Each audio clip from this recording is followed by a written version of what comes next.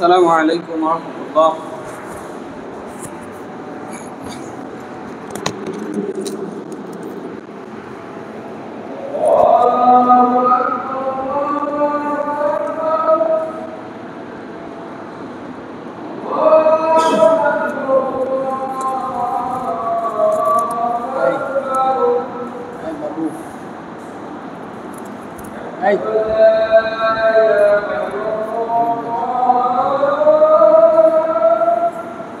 ভালো আছো? সকালে কি খেয়েছো তুমি?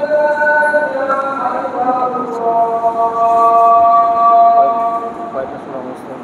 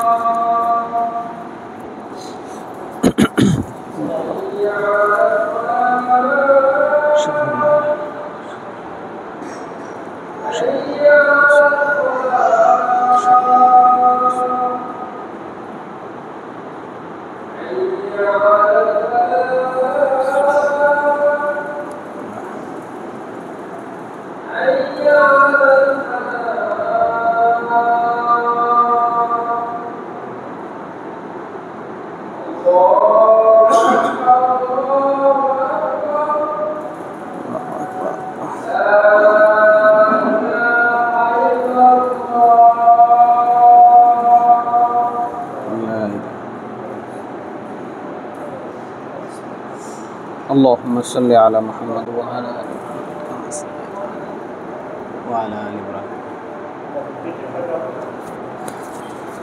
اللهم بارك على محمد وعلى كما باركت على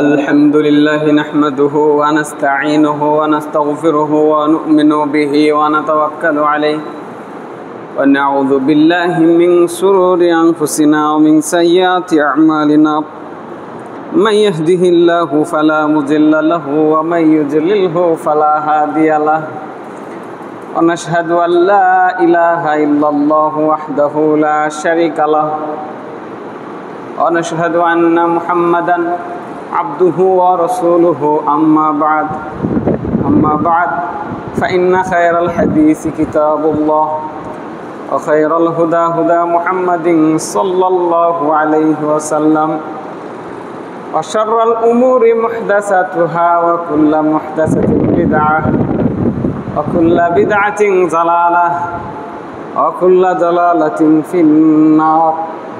فقد قال الله تعالى في كلامه المجيد بعد أعوذ بالله من الشيطان الرجيم يا أيها الذين آمنوا اتقوا الله حق تقاته ولا تموتن إلا وأنتم مسلمون يا أيها الناس اتقوا ربكم الذي خلقكم من نفس واحدة وخلق منها زوجها وبث منهما رجالا كثيرا ونساء واتقوا الله الذي تساءلون به والأرحام إن الله كان عليكم رقيبا يا أيها الذين آمنوا اتقوا الله وقولوا قولا سديدا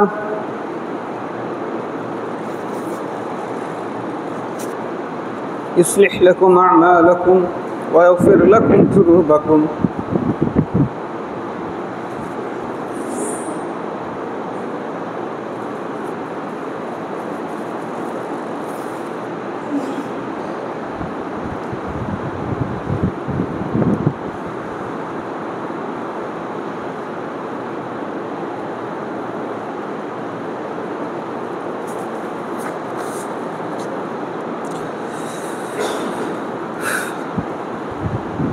ومن يطع الله ورسوله فقد فاز فوزا عظيما أما بعد فقد قال الله تعالى في كلامه المجيد للرجال نصيب من الله مما ترك الوالدان والأقربين যাবতীয় প্রশংসা গুণগান আল্লাহ রাব্বুল আলামিনের জন্য। দরুদ ও শান্তির ধারা বর্ষিত হোক আমাদের শেষ নবী প্রিয় নবী মুহাম্মদ, এটাকে বন্ধ করেন তো, সাল্লাল্লাহু আলাইহি ওয়াসাল্লামের জন্য।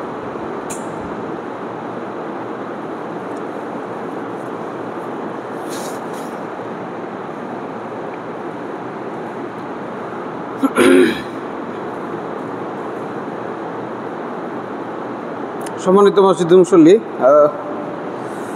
খুবই দুঃখিত, আমি আসলে একটু অ্যাবনর্মাল হয়ে গেছিলাম। মিরাসের বিধান নিয়ে আলোচনা করব, তাই এক মাস থেকে আমি এটা নিয়ে খুব পড়াশোনা করছিলাম। আর এই যে আল্লাহর বিধান লঙ্ঘন এবং সামাজিকভাবে যে ইসলামের বিধানের যে অবক্ষয়, এমনকি যারা দিন মানে না, জানে না, বুঝে না, তাদের অবস্থা তো একরকম। যারা দিন মানে বুঝে মানুষকে ইসলামের পথে আহ্বান করে, দাওয়াত দেয়, হুজুর মানুষ, তাহাজ্জুদ পড়ে, কপালে ঘট্টা পড়ে গেছে, এই মানুষগুলো পর্যন্ত আল্লাহর এই বিধানকে বৃদ্ধাঙ্গুলি দেখাই। তো খুব হতাশা নিয়ে দাঁড়িয়েছিলাম। তো দাঁড়ানোর পরে এই যে একটা পিচ্ছি মাসুম বাচ্চাকে দেখার পর আমি হারিয়ে ফেলেছিলাম, খেয়ে হারিয়ে গেছি যে না, আল্লাহর এই জমিনে যুগে যুগে আল্লাহ এরকম বহু সন্তানের জন্ম দিচ্ছেন, যারা আল্লাহর এই বিধানকে মানবে, জানবে এবং পরবর্তীদের পর্যন্ত পৌঁছে দেবেন ইনশাআল্লাহ। আল্লাহ রাব্বুল আলামিন আমাদের এই কচি কাঁচাগুলোকে কবুল করে নেন, আল্লাহুম্মা আমিন। তার দিনের পথে, তার দিনের খাদেম হিসেবে এবং তার দিন বিরোধী যত কার্যকলাপ এই পৃথিবীর বুকে হচ্ছে, যত অন্যায় হচ্ছে, যত জুলুম হচ্ছে, এ সমস্ত জুলুমের বিরুদ্ধে এক একজন খালিদ বিন ওয়ালিদ হিসেবে আল্লাহ তাদের কবুল করুন, আল্লাহুম্মা আমিন। তো গত জুমায় আমি কিছু হালকা টাচ দিয়েছিলাম,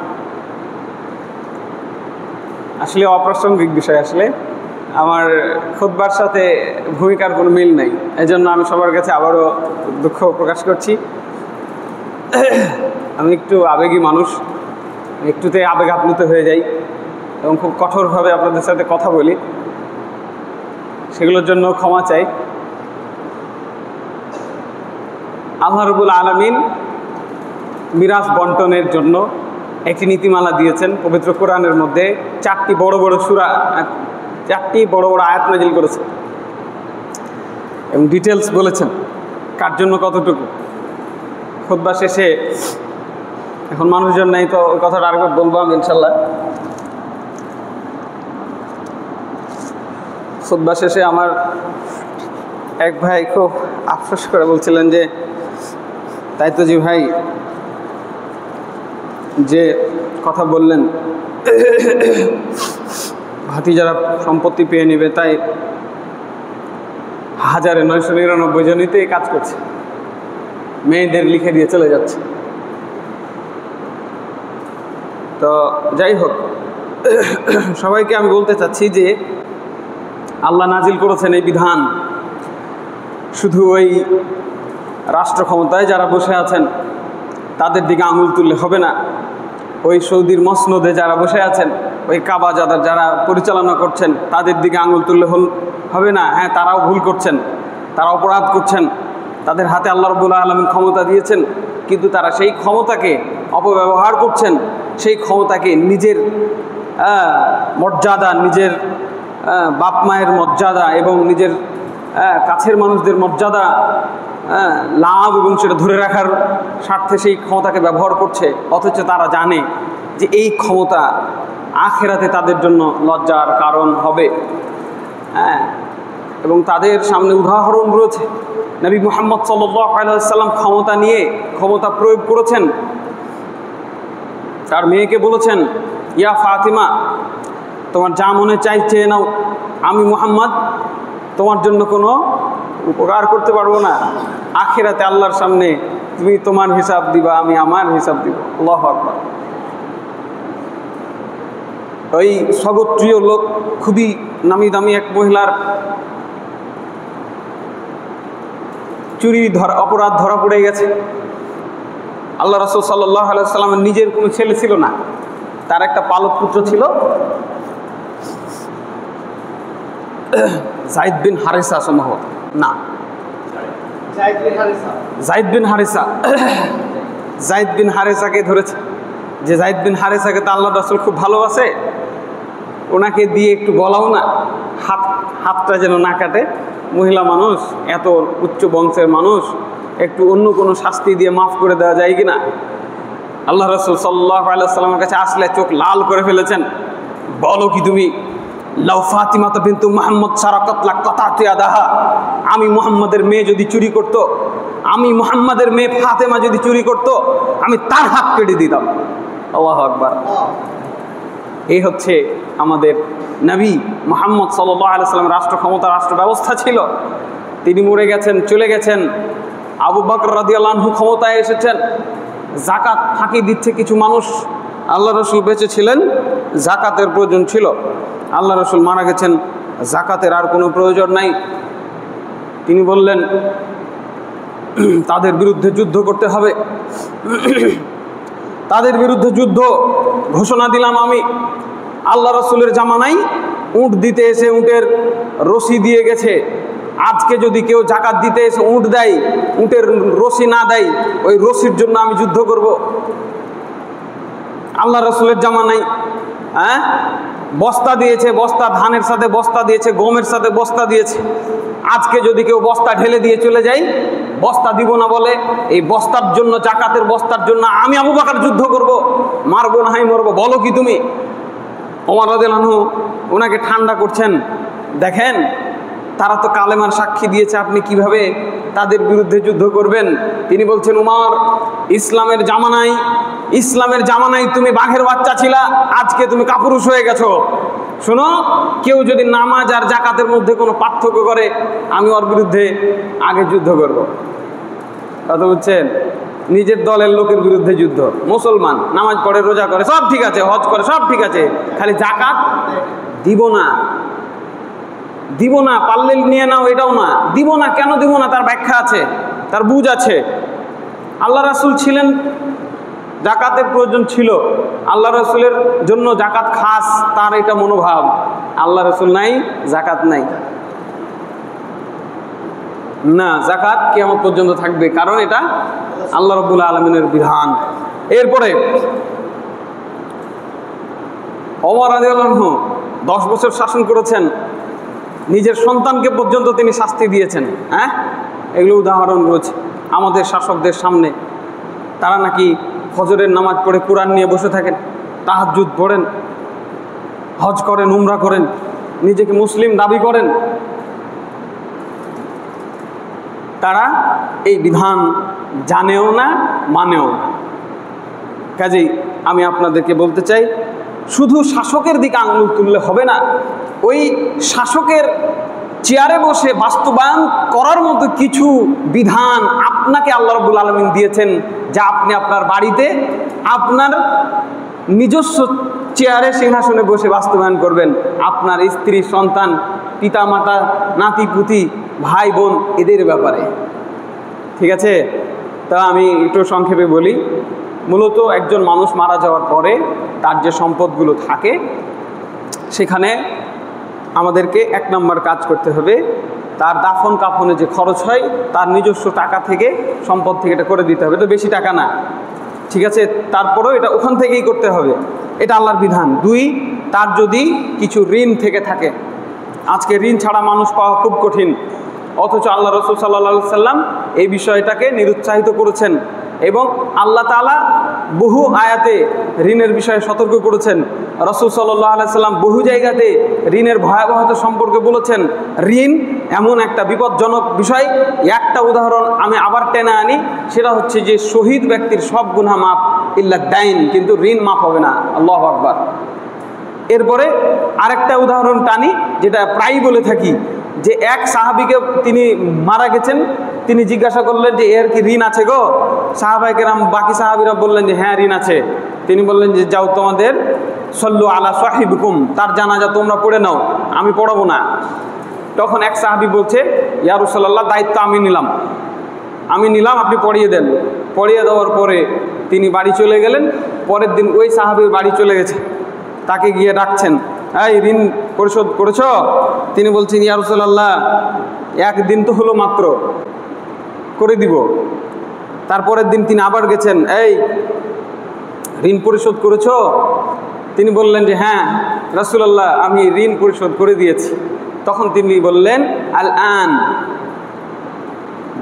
বারাদাত আলাইহি জিলদুহু, তার শরীরে যে আগুন লাগিয়ে দেওয়া হয়েছিল সেই আগুন এতক্ষণে ঠান্ডা হলো। আল্লাহু আকবার। আল্লাহ রাসূলের সাহাবী, তিনি মারা গেছেন, তার শরীরে আগুন লাগিয়ে দেওয়া হয়েছে, কারণ তার ঋণ ছিল। কাজেই এটা এত ভয়ানক জিনিস।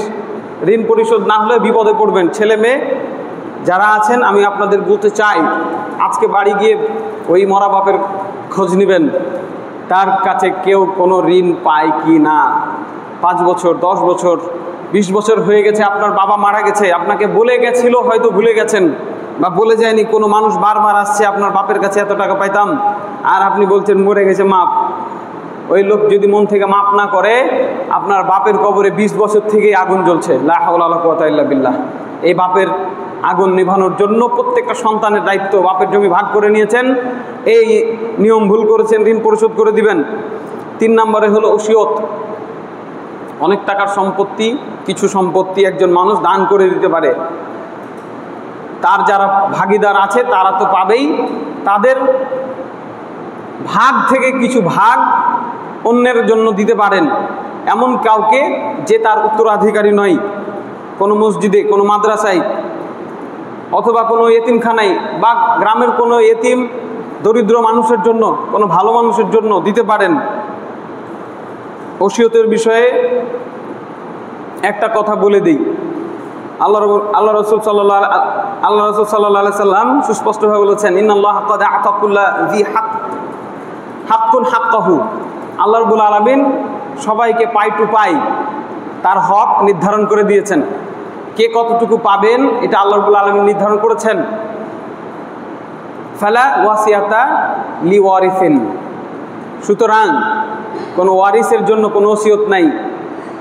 আমাদের চতুর্মুখী সমস্যা, এই যে ওসিয়ত করতে বলেছে আল্লাহ তাআলা, অনুমতি দিয়েছেন, এখন এই জায়গায় সঠিক জায়গায় এটা ব্যবহার না করে, যেহেতু মানুষ জ্ঞান কম রাখে, অজ্ঞ, জাহেল, আবেগী, বুঝে কম, কথা বেশি বলে, পরিবেশ নষ্ট করে, ওই মুখে ওর পানি দিচ্ছে আর বলছে আব্বা লা ইলাহা ইল্লাল্লাহ বলেন, আর ওই বলছে দেখ বেটা রে, হাত ছোট বেটাটাকে কিছু দিস তোরা, হ্যাঁ মরে গেল, আর মরার পরেই বলছে হার বাপ কয়ে যাহাকে আগাদিক দিবি, হার বাপ কয়ে যাহাকে এত কাঠা দিবি। হ্যাঁ, কি বললেন আল্লাহ রাসূল? এই ওসিয়ত চলবে না, হারাম ওসিয়ত। সবাইকে বলে দিলাম, বাড়ি গিয়ে ঝগড়া লাগাবেন না, হারাম কাজ হয়ে গেছে, যেটা গেছে গেছে। যারা এখন বেঁচে আছেন তারা অন্তত অন্যায় করেন না, আর যারা সুযোগ আছে ফেরত দেন, নিয়েছেন ফেরত দিয়ে দেন, না হলে ওই বাপের কবরে শাস্তি হতেই থাকবে। ওসিয়ত চলবে না এভাবে যে আমার ছোট ছেলেকে এটা দিয়ে দিস, ওইটা দিয়ে দিস। কি বললেন? ইন্নাল্লাহা ক্বাদ আ'তা কুল্লা যী হাক্কুন হাক্কাহু। প্রত্যেক ব্যক্তির হক আল্লাহ তো নির্ধারণ করেছেন। আল্লাহর নির্ধারণই ভালো লাগলো না, পছন্দ হলো না। আল্লাহ যে বলছেন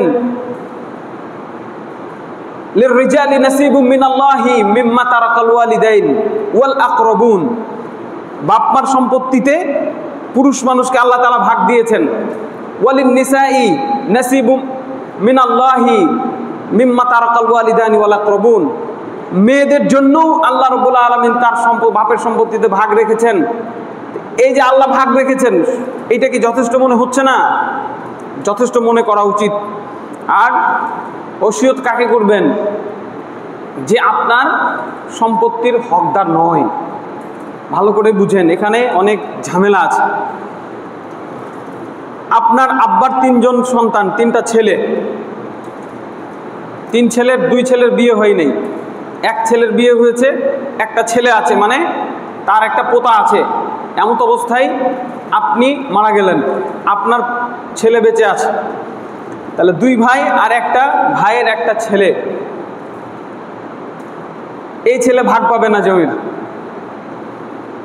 বাংলাদেশের আইনে এটা লেখা আছে, দেখেন আইন বিরোধী কথা বলে দিচ্ছি, হ্যান্ডকাপ লাগাইতে পারে। এই ছেলে ভাগ পাবে না, ওই 2 ভাই পেয়ে যাবে, এই ছেলে ভাগ পাবে না। এখন ওসিয়ত করতে হবে। দাদা বলবে, দেখ রে, আমার ছেলেটা তো মারা গেল আমার জীবদ্দশায়, এখন আমার পোতা তো কিছু পাবে না, তো তোরা এক কাজ করিস, আল্লাহ আমরাকে মেলায় দিয়েছে, তোরাকেও মেলায় দিয়েছে, একজন বড় অফিসার, একজন বড় ব্যবসায়ী, তোদের অভাব হবে না, দেখ আর এই পোতাটাকে তোরা বঞ্চিত করিস না, ওর বাপের ভাগ্যানি ওকে তোরা দিয়ে দিস। এই ওসিয়ত জায়েজ আছে, বরং ওয়াজিব, বরং কিছু ওলামায়ে কেরাম বলছেন ফরজ। আপনি দাদা হিসেবে আপনার জন্য ফরজ দায়িত্ব হচ্ছে আপনার বাকি ছেলে দুটাকে বলে যান যে ওই আমার বেটাটা তো মরে গেছে, পোতাটাকে ভাগ দিয়ে দিস। কথা বুঝে গেল? বুঝেননি মনে হয়? 2টা ভাই বলি, 2 ভাই, বাপ মরে গেলে তো অর্ধেক অর্ধেক ভাগ করে নেবেন, তাই কি না? আপনার বড় ভাই মরে গেছে, আপনার বাপ এখনো বেঁচে আছে, সব সম্পত্তির মালিক আপনি এখন, আর কেউ পাবে না পৃথিবীতে ভাগ, ওই ভাতিজাটাও পাবে না আপনার। কিন্তু আপনার বাপের উচিত আপনাকে ভুলে যাওয়া, দেখ তুইও হার বেটা, ওটাও হার বেটা, তোর ছেলেপিলা ভালো থাকবে, আর ওর ছেলেপিলা গেলা মানুষের কাছে ভিক চেয়ে বেড়াবে, ওকে ওর বাপের ভাগটা ওকে দিয়ে দিস বেটা। ওসিয়ত। আর এই ওসিয়ত করার সাথে সাথে আপনি যা পাবেন আপনার ভাতিজাও তাই পাবে। কথা বুঝেছেন? ইসলাম কত সহজ, সুবহানাল্লাহ। কিন্তু অ্যাক্সিডেন্টে মারা গেল, আর ভাগ পাবে না, কোর্ট কাচারিতে যায়েন না প্লিজ। গত জুমায় বললাম না যে তোমরা ওয়ালা তুদলু বিহা ইলাল হুকাম, এই ভাগ নেওয়ার জন্য ওই কোর্টে যায়ও না, কোর্ট কাচারিতে যায় লাভ নাই। আপনি জানছেন যে আল্লাহ আপনাকে ভাগ দেয়নি, আপনি দেখছেন যে না সংবিধানে আছে যে পোতা ভাগ পাবে, চলে গেলেন, মামলা ঠুকে দিলেন, নিজেও ভোগ করতে পারবো না, তোকেও ভোগ করতে দেবো না। আছে না নাই? আছে না নাই? নিজেও ভোগ করবো না, তোকেও ভোগ করতে দেবো, জানে। আজকে অন্তত আপনি জানলেন আপনার বাপ মরে গেছে, আপনার দাদুর সম্পত্তিতে আপনি কোনো ভাগ পাবেন না, যেহেতু আপনার চাচা বেঁচে আছে। আবার বাপ মারা গেল, আমার চাচারাও মরে গেল অ্যাক্সিডেন্টে, এবার আমি আছি একাই, আমার দাদুর সম্পত্তি সব আমি পেয়ে যাব। সুবহানাল্লাহ। কথা বুঝেছেন? এবার আমাকে আর ওসিয়ত করা লাগবে না যে আমার পোতাটাকে তোরা দিয়ে দিস। বাপ মারা গেছে, আমি পাবো না কিছু, আমার দাদুর সম্পত্তি থেকে আমি মাহরুম। আমার দাদু যদি বলে যায় যে এই পোতাটাকে দিস, তাহলে আবার আমি পাবো। আর বাপও মরে গেছে, চাচারাও মরে গেছে, এক গাড়িতে সবাই শেষ, খালি দাদু বেঁচে আছে। এখন আমার দাদু যেদিন মারা যাবে সেদিন আমি আমার দাদার সম্পত্তি পেয়ে যাব, আলহামদুলিল্লাহ, আসাবা হিসাবে পাবো। এখন আবার ওসিয়ত চলবে না। তো ওসিয়ত থেকে এটা বলতে চাচ্ছিলাম, লা ওয়াসিয়াতা লি ওয়ারিসিন, কোন ওয়ারিসের জন্য ওসিয়ত চলবে না। কথা বুঝেছেন? তাহলে 3টা বিষয়, একটা হলো কাফন দাফন, 2টা হলো ঋণ পরিশোধ, এটা করতে হবে, উপস্থিত সবার দায়িত্ব, না করলে সবাই গুনাহগার হবেন। প্রতিবাদ করতে বন্ধ যে ভুল করছো তোমরা, ঋণ শোধ করো, কাফন দাফনের টাকা দিয়ে দাও, এরপর যা থাকে এরপর তোমরা ভাগ বাটোয়ারা করো। কিভাবে করবে? যেভাবে আল্লাহ রাব্বুল আলামিন বলেছেন। আমি রেফারেন্সগুলো পড়ে দিচ্ছি, আমি একটু সংক্ষিপ্ত আকারে বলে দিচ্ছি। উত্তরাধিকারী যারা হবে 3 ভাগে বিভক্ত, 3 ধরনের উত্তরাধিকারী হয়। 1 নাম্বার আসহাবুল ফুরুদ, যারা নির্দিষ্ট অংশ পায়। আল্লাহ তাআলা বলছেন ফারিদাতাম মিনাল্লাহ, আল্লাহর পক্ষ থেকে নির্দিষ্ট করে দেওয়া যে এত ভাগ, কত ভাগ ওটা পরে বলছে।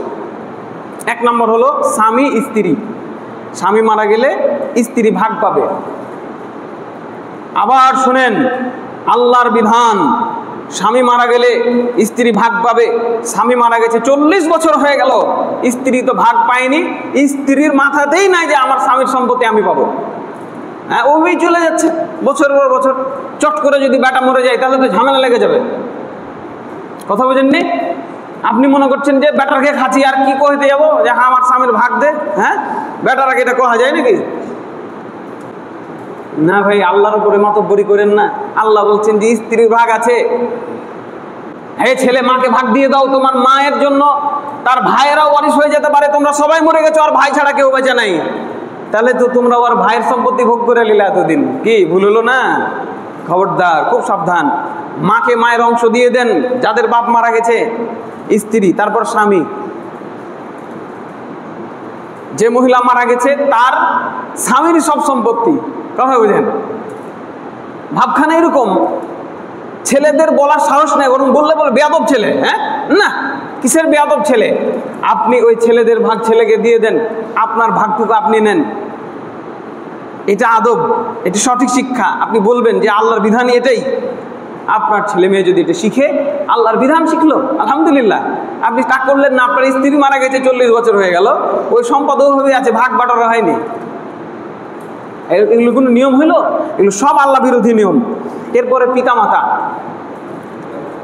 আপনার বাপ আপনার সম্পত্তির ভাগ পাবে যদি আপনি মারা যান।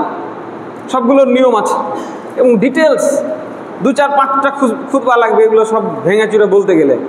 এই কারণেই মানুষ দেয় না, এই কারণেই মানুষ লাই না, জানে না যে আমি পাই, জানে না যে কে কে পায়। হাত তুলেন তো একজন, কে বলতে পারবেন টোটাল কে কতটুক পাবে, কে কতটুকু অংশ পাবে, কে মরলে কে কার অংশ পাবে?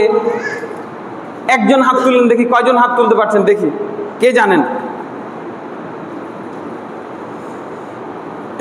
খুবই কঠিন মাসআলা, মিরাস বন্টন খুবই কঠিন মাসআলা। এই যে জানেন না, জানি না, এই জন্য এই জায়গায় এত গ্যাপ। আর যতগুলো মামলা দেখবেন, ওই কোর্টে আমার এক বন্ধু চাকরি করে, বলে ভাই 90%-এর উপরে মামলা হচ্ছে জমি সংক্রান্ত। লা হাওলা ওয়ালা কুওয়াতা ইল্লা বিল্লাহ। কারণ বুঝেছেন? এই এতগুলো মুসল্লি জানেই না যে একটা মানুষ মারা গেলে কে কে ভাগ পাবে, এটা জানেন না। শুধু জানেন যে ছেলেরা ভাগ পাবে, আর এই ছেলের ভাগটাও হয় 20 বছর পরে, 30 বছর পরে। হারাম হারাম হারাম হারাম। 3 দিন রাখতে পারেন কেন? একজন মানুষ মারা গেলে 3 দিন শোক পালন করা জায়েজ আছে।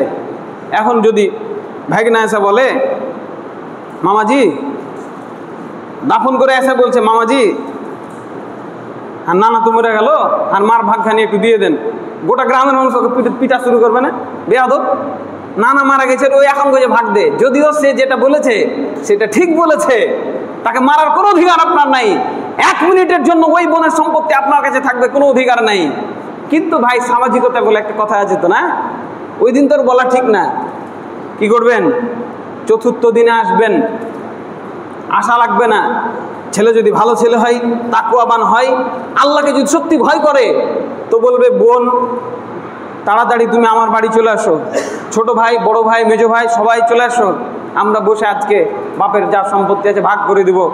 একদিনের জন্য, 1 সেকেন্ডের জন্য আমি বড় ভাই, আমি ছোট ভাই, আমি দায়িত্বশীল, যাকে আমার বাপ, আমার মৃত ব্যক্তি দায়িত্ব দিয়ে গেছেন, আমি 1 সেকেন্ডের জন্য রাখবো না আমার কাছে, আমার দায়িত্বে রাখবো না। চট করে মরে যেতে পারেন, কত ভেজাল লেগে যেতে পারে। আপনি কি জবাব দিবেন আল্লাহর কাছে যে তুই কেনে কাম করে আলি? আমার কোরআনের আয়াত কি তোর চোখে ঢুকে নেই? তুই কি দেখিস নেই আমি কি বলেছিলাম? খেয়াল রাখবেন। তারপরে দাদা দাদি, যদি বাপ মা না থাকে দাদা দাদিও পাবে। আল্লাহু আকবার। কথা বুঝেছেন? ছেলে মেয়ে আর ভাই বোন, বিশেষ পরিস্থিতিতে ভাই বোন, ভাই বোন পাবে কখন? বিশেষ পরিস্থিতিতে ছেলে নাই, ভাই বোন পাবে।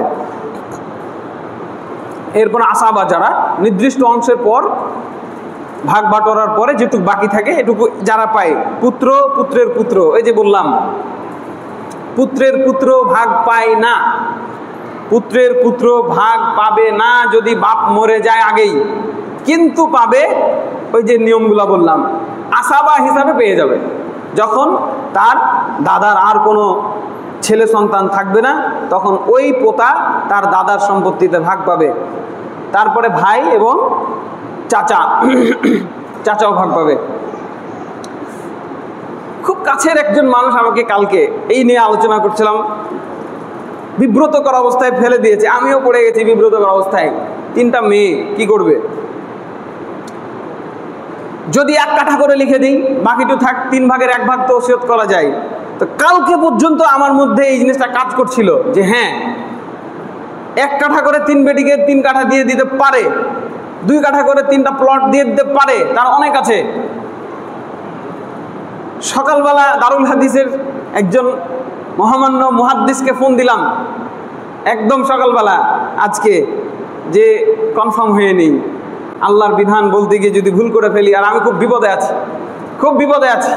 আমি যে কেন মিরাসের বিষয় নিয়ে কথা বলতে আসলাম, এটা আমি আমার উপরে অনেক ভারী মনে করছি, অনেক বিপদ মনে করছি। আল্লাহর বিধান নড়চড় হয়ে গেলে, এলেম ছাড়া বক্তব্য দেওয়ার কারণে পরকালে বিপদে পড়ে যাব।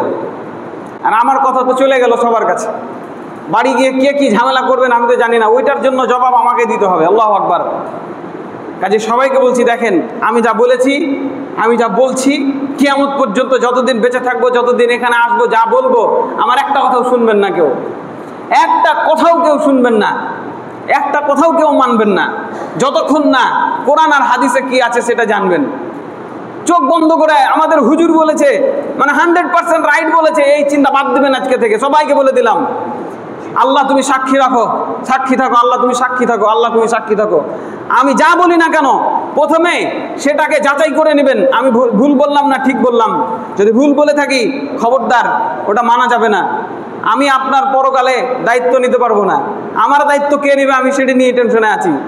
তো উনি বললেন যে দেখেন ভাই, এইটা ঠিক আছে যে বাপ তার মেয়েদেরকে হাদিয়া দিবে এবং সমান সমান দিতে হবে, এক মেয়েকে দিয়েছে আরেকটাকে দেয় না, এটা কিন্তু জুলুম, কত জুমায় বলেছে।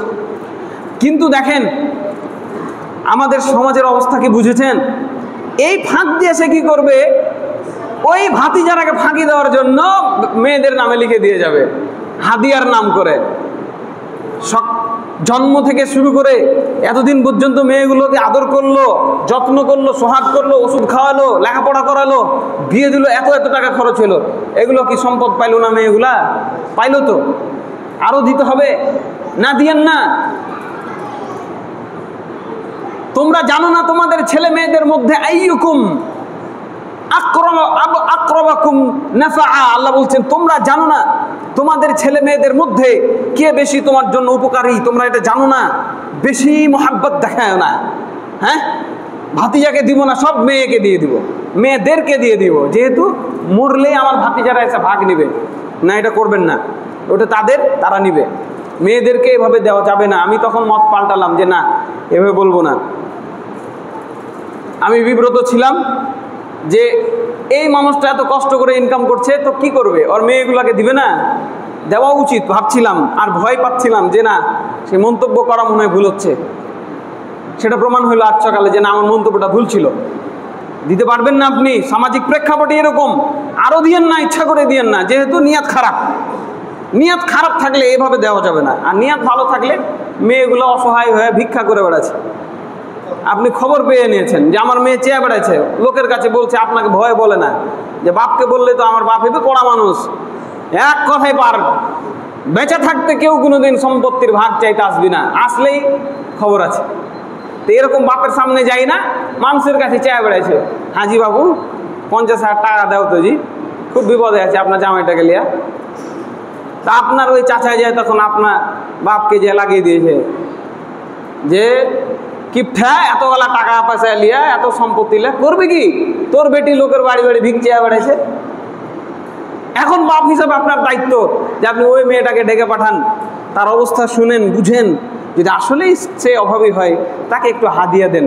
হাদিয়া দিতে গিয়ে আবার বাকিদেরকে দিতে হবে। নিয়াত কি বুঝেছেন? নিয়াত ক্লিয়ার না হলে আল্লাহ অন্তরের খবর জানেন না। আপনি ভাতিজাকে ফাঁকি দেওয়ার জন্য দিলেন, নাকি সত্যি আপনার অগাধ সম্পত্তি, মেয়ের এই যে চরিত্র নষ্ট হয়ে গেছে, ভিক্ষা চেয়ে বেড়াচ্ছে মানুষের কাছে, তার এই চরিত্র ঠিক করার জন্য, অথবা আপনাকে এত ভয় পাই যে আপনাকে বলতে পারে না যে আব্বাজি আমাকে একটু দাও, এই মেয়েটাকে দেন। কথা কোনো বুঝতে অসুবিধা আছে? বাস আলহামদুলিল্লাহ, মেয়েদেরকে দিবেন, সব মেয়েকে সমানভাবে দিতে হবে। ওই বড় লোক আর এই গরিব এটা বলে হবে না, সবাইকে দিতে হবে, না হলে জুলুম হবে। আচ্ছা, এরপরে জুল আরহাম, আরও কিছু আত্মীয় স্বজন আছে, তারাও ভাগ পায়। এ বালাই নাই, আমাদের আইনও নাই, আমাদের জানাতেও নাই। আরও যে আত্মীয় স্বজনে ভাগ পাবে, আইনও ওভাবে রাখা হয়নি, জানেও না মানুষ। বাপ করেছে, বেটা লিলেছে, সব শেষ। তো কাজেই এই জিনিসগুলো আমাদের বুঝতে হবে। ছেলে সন্তান না থাকলে একরকম হয়, মেয়ে সন্তান না থাকলে আরেক রকম হয়, ছেলে মেয়ে কেউ নাই একরকম হবে, ছেলে মেয়ে নাই ভাই আছে একরকম হবে, ছেলে মেয়ে নাই ভাই নাই বোন আছে একরকম হবে, ছেলে মেয়ে ভাই বোন কেউ নাই বাপ মা বেঁচে আছে একরকম হবে, ছেলে মেয়ে নাই বাপ মাও নাই ভাই বোনও নাই লাতি পোতা আছে একরকম হবে। বিষয়গুলো অনেক জটিল। কাউকে খবরদার অজ্ঞতার কারণে বঞ্চিত করা যাবে না। আর যদি বঞ্চিত করে থাকেন দ্রুত বেঁচে থাকতে ক্লিয়ার করে যান, নাহলে আখেরাতে গিয়ে ভাই কঠিন বিপদে পড়ে যাবেন। আল্লাহ রাব্বুল আলামিন এই জুলুম ক্ষমা করবেন না, তার কাছে ক্ষমা নিতে হবে, আর না হলে আপনার নেকি দিয়ে বুঝাই দেওয়া লাগবে। রাসূল সাল্লাল্লাহু আলাইহি সাল্লাম বলছেন যে আতাদরুনা মাল মুফলিস, তোমরা কি জানো সর্বহারাকে? সব হারিয়ে দিয়েছে কে? সাহাবায়ে কেরাম বলছেন ইয়া রাসূলুল্লাহ আল মুফলিস লিমান লা মাল লাহু, ওই ব্যক্তি মুফলিস সর্বহারা যার কোনো ধন সম্পদ নাই। আল্লাহ রাসূল সাল্লাল্লাহু আলাইহি সাল্লাম বলছেন যে না, আল মুফলিস, মুফলিস হচ্ছে সর্বহারা হচ্ছে ওই ব্যক্তি যে আল্লাহর সামনে দাঁড়াবে এত এত পাহাড় সম পরিমাণ নেকি নিয়ে।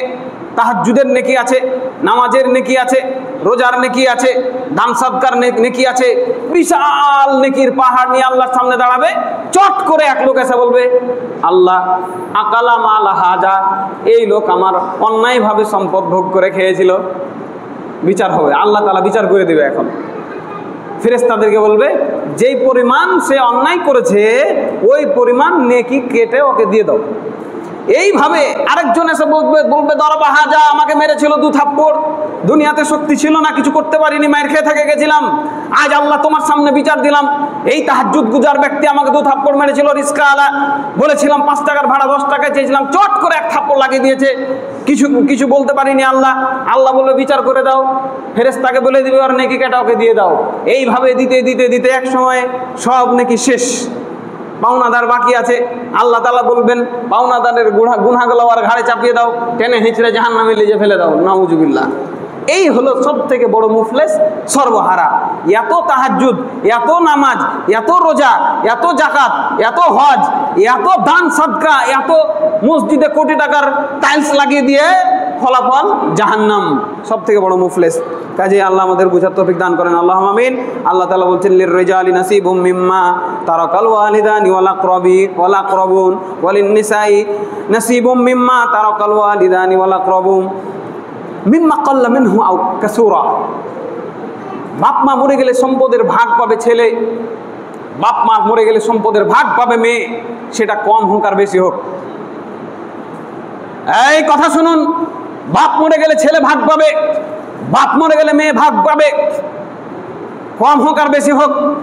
এই অত্র অঞ্চলে যদি আপনি বের হন খুঁজতে, প্রত্যেকটা ঘরে আমার বিশ্বাস এই জুলুম পাবেন, মেয়েদেরকে জমির ভাগ দেওয়া হয়নি। আল্লাহ বললেন একই কথা, একই আয়াত, সূরা নিসা 7 নম্বর আয়াত। কোরআন বাড়িতে সবার থাকার কথা, যে দেখবেন একই আয়াত, একই কথা। আর রিজালু আর ওয়ান নিসাই, দুটা শব্দ খালি পাল্টে দিয়েছে আল্লাহ। একবার বলছে আর রিজালু নাসিবুম মিম্মা তারাকাল ওয়ালিদানি ওয়াল আকরাবুন, বাপ মার সম্পত্তিতে এবং আত্মীয় স্বজনের পরিত্যক্ত সম্পত্তিতে ছেলে মানুষরা ভাগ পাবে। আবার ওয়ালিন নিসাই নাসিবুম মিম্মা তারাকাল ওয়ালিদানি ওয়াল আকরাবুন, মেয়েরাও ভাগ পাবে। জাহিলি যুগে মেয়েদেরকে ভাগ দেওয়া হতো না। আজও হিন্দুদের মধ্যে, খ্রিস্টানদের মধ্যে, বৌদ্ধদের মধ্যে, ইহুদিদের মধ্যে মেয়েদেরকে ভাগ ঠিক মতো দেওয়া হয় না। হ্যাঁ, এই নোংরা নীতি মুসলমানের ভিতরে কিভাবে ঢুকে গেল? মুসলমানের বাচ্চাও বোনকে ভাগ দেয় না। আহা হা, হায় রে মুসলমান, কত রকমের বাহানা। কালকে পড়ছিলাম 10টা বাহানা দেখলাম, এত উদাহরণ একদিনে দিতে পারবো না।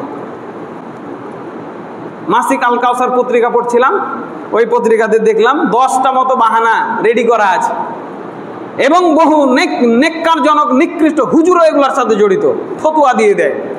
বুঝেছেন? 10টা বাহানা আছে, আরও আছে 10টা।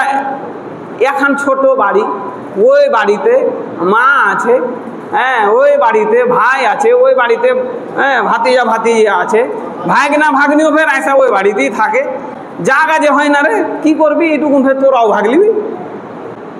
ওরাও কবে ছি ছি ছি ছি ছি ছি ছি, না না না এ ভাগ আমি নেবো না। এই আপনাকে এই অধিকার কে দিল বলেন? আপনাকে আল্লাহ এই ভাগ দিয়েছে কি আপনি একাই ভোগ করবেন এজন্য? আপনার বাপের সম্পত্তিতে হে বোন, আপনার যে ভাগ নির্ধারণ হয়ে গেছে, এরপরে এই সম্পত্তির ভাগীদার আপনার স্বামী। তাহলে আপনার ভাইকে ভালোবাসলেন বেশি, স্বামীর ভাগটাও ভাইকে দিয়ে চলে আসলেন। বলেছেন আপনার স্বামীকে, হ্যাঁ গো আমার সম্পত্তির ভাগটা আমার ভাইকে দিয়ে দিলাম, খুশি মনে মানলো কি মানলো না? মন থেকে মানলো কি মানলো না? মাফ করবে কি করবে না? কেন এই আপনি ঝুঁকি নিতে যাবেন? আপনি যে দিয়ে চলে আসলেন আপনার ছেলেগুলার ভাগের সম্পত্তি, আপনি আপনার ভাইকে লিখে দিয়ে চলে এসছেন। কেন লিখে দিয়ে এসছেন? কার সাথে পরামর্শ করেছেন? আল্লাহ বলছেন মিম্মা কাল্লা মিনহু আও কাসুরা, অল্প হোক আর বেশি হোক, 1 কাঠা হোক, আধ কাঠা হোক, 1 ছটা হোক, 10 টাকা হোক। ওই পত্রিকাতে লিখেছে 1 টাকা হোক। 1 টাকা যদি হয় 8 আনার ভাগ পাবে, তো 8 আনা আসতে হবে, দিয়ে দান করে দেন, মানুষকে দান করে দেন, আলাদা হিসাব। তারপরেও মন চাইলে দান করে দিবেন। সাদ রাদিয়াল্লাহু আনহু, সাদ বিন আবি ওয়াক্কাস রাদিয়াল্লাহু আনহু মরার আখ্যানে আল্লাহ রাসূলকে যে বলছে, ইয়া রাসূলুল্লাহ এত ধন সম্পদ কি করব আমি, সব দান করে দেবো আল্লাহর রাস্তায়, সব, একটুকু না থুবো না। এবার আল্লাহ রাসূল সাল্লাল্লাহু আলাইহি সাল্লাম তাকে মানা করছে যে না গো, দান করা যাবে না, এতবেলা সব দান করা যাবে না। তা আল্লাহ রাসূল তাহলে 3 ভাগের 1 ভাগ করে দিক। তা আল্লাহ রাসূল বলছে যে না, 3 ভাগের 1 ভাগও করা যাবে না, না অর্ধেক করে দিই। বলছে না, অর্ধেকও করা যাবে না। এরপর বলছে আল্লাহ রাসূল তাহলে 3 ভাগের 1 ভাগ দান করে দিই।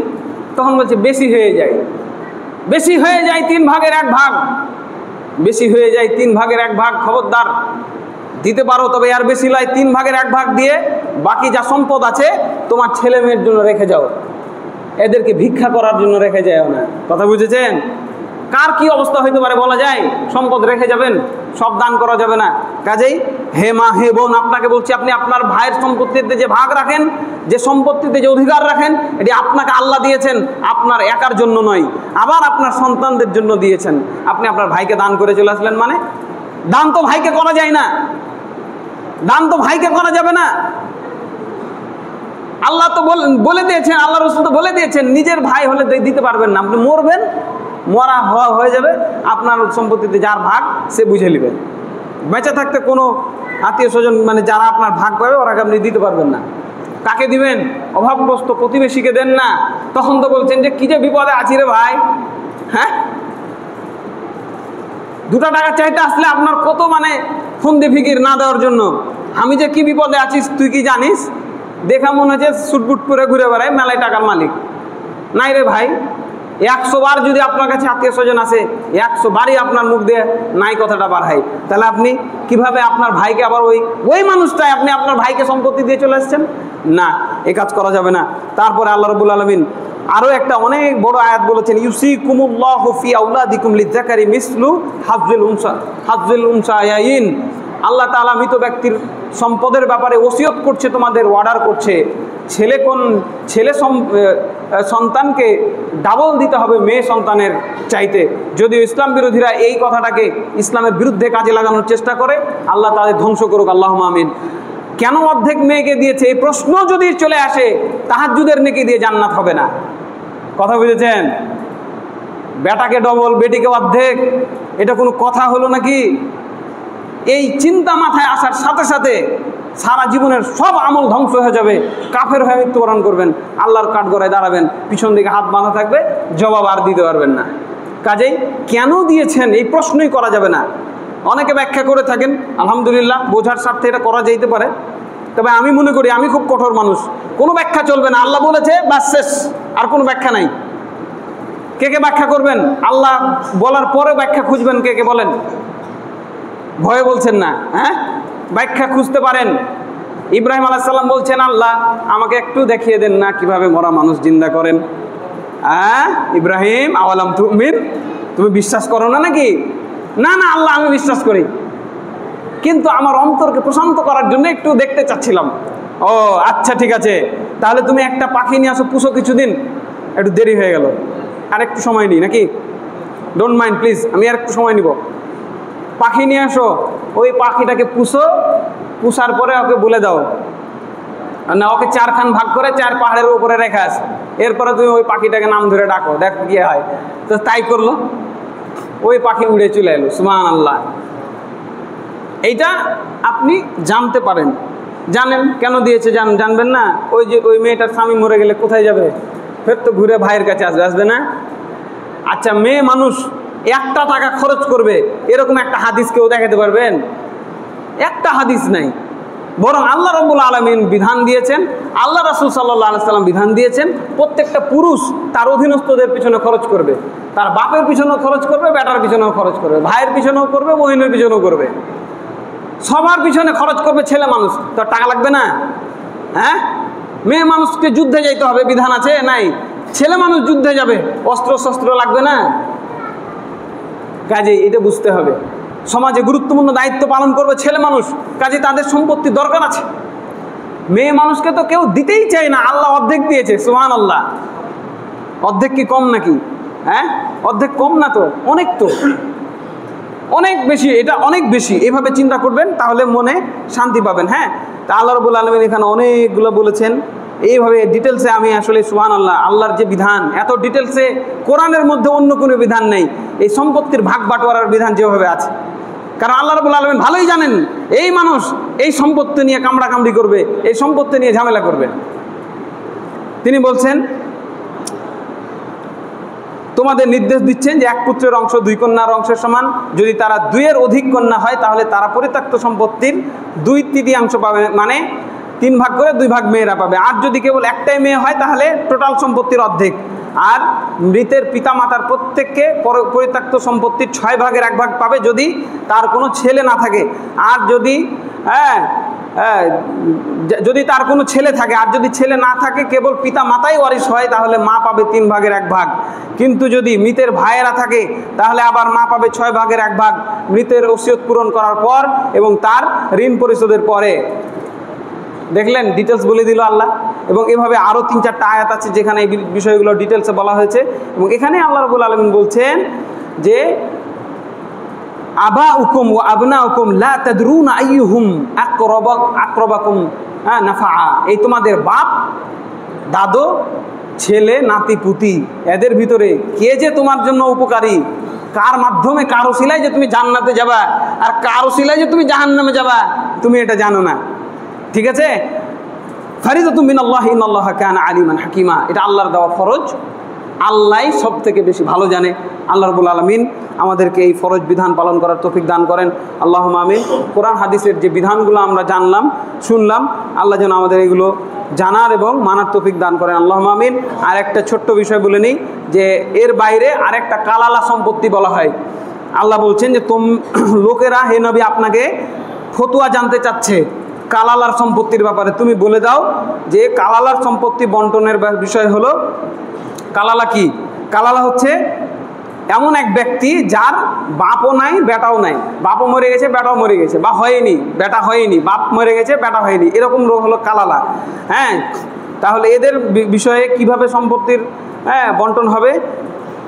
যদি কোনো ব্যক্তি একক অবস্থায় মারা যায়, যে তার কোনো সন্তান নেই কিন্তু একটি বোন আছে, তাহলে সে অর্ধেক পাবে। মেয়ে থাকলে যেমন অর্ধেক পেত, এখন মেয়ে নাই, ছেলে নাই, বোন পেয়ে নিবে অর্ধেক। এটাকে কালালা বলে। কথা বুঝেছেন? আবার কালালা যদি নিঃসন্তান নারী হয়, মহিলা হয়, তাহলে তার ভাই তার পরিত্যক্ত সমুদয় সম্পত্তি, সব সম্পত্তি, আর একটা ভাই থাকলে একটা ভাই পেয়ে নেবে। বুঝেছেন? কাজেই এই টোটাল বিষয়গুলো সুন্দর করে বুঝবেন, একদিনে শুনে মনে থাকবে না, লিখে রাখতে হবে। আল্লাহ রাসূল লিখে লিখে সাহাবীদেরকে দিয়ে দিতেন যে যাও তুমি এটা নিয়ে জমা করে রাখো, কেউ জানতে চাইলে তাকে এভাবে সুন্দর করে বুঝিয়ে দিবা। খবরদার, যারা ভাগ করে নিয়েছেন ফেরত দিয়ে দিবেন। আর ফেরত না দিলে এটা নিয়ে মারামারি ঝগড়া করবেন না, কোর্ট কাচারিতে যাবেন না।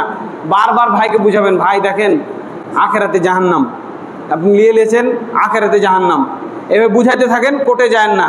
তারপরেও কিছু আলেম বলছে কোর্টে যাবে না, মানে যদি হকদার সত্যি হয়, না দেয়, ওকে ইচ্ছা মতো বেড়ানি দিতে হবে, কোর্টে নিয়ে যায়। তবে বুঝেছেন, অন্যায়ভাবে নেওয়ার জন্য কোর্টে যাওয়া যাবে না, কিন্তু ন্যায়সঙ্গতভাবে নেওয়ার জন্য কোর্টে গিয়ে বেড়ানি দিতে হবে গুটিককে। যে তুই লিলি কীভাবে? তোর বাপ তোকে দিয়ে গেছে, তোর আল্লাহ তোকে মানা করেছে, তোর বাপ বড় না তোর আল্লাহ বড়, ওকে গুটি বেড়ানি দিয়ে ফেরত নিয়ে নিতে হবে। কথা বুঝছেন? ফেরত দিয়ে দেন।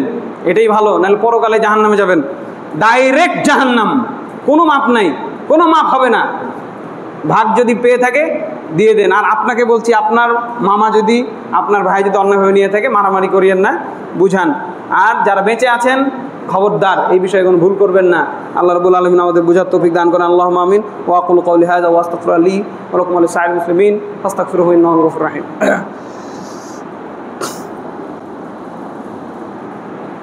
ইন্নাল হামদালিল্লাহি ওয়াহদাহু ওয়াস সালাতু ওয়াস সালামু আলা মান লা নাবিয়্যা বা'দা, আম্মা বা'দ। ইন্নাল্লাহ